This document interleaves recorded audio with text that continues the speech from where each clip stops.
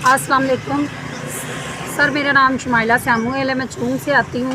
इधर चुंगी अंबर सिद्धू हैदराबाद में मैं काम करती हूँ। यूसी 200 नंजा इधर मैं काम करती हूँ। तो सर मुझे इधर आने में भी बहुत प्रॉब्लम होती है।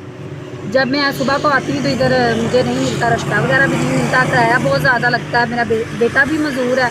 और दूसरी बात ये है सर कि जब से मैं इधर काम पे आई हूँ तो इधर का जो गैडो है वो जुनैर शाह, वो मुझसे जो है ना वो गलत बात करता है। तो मैंने एक दो बार तो इग्नोर किया उसे। मैंने कहा कि चलो हो सकता है कि वैसे ही वो बात कर रहे हों, लेकिन उन्होंने मुझे कहा कि आपकी एज जो है वो काम करेंगी तो वो वीक हो जाएंगी, आप कमज़ोर हो जाएंगी, तो आप ऐसे ना करें, आप काम ना किया करें, तो आप रेस्ट करें। और दूसरी बात यह है कि एक दिन तो उन्होंने हद ही ख़त्म कर दी। वो कह रहे थे कि आप मेरे साथ चलें, मैंने फ्लैट लिया है तो आप उधर मेरे साथ चलें, आपको मैं चाय पानी और आप जो कहेंगी हम वो भी आपके साथ सपोर्ट करेंगे, लेकिन आप जो है हमारी हेल्प करें थोड़ी सी आप।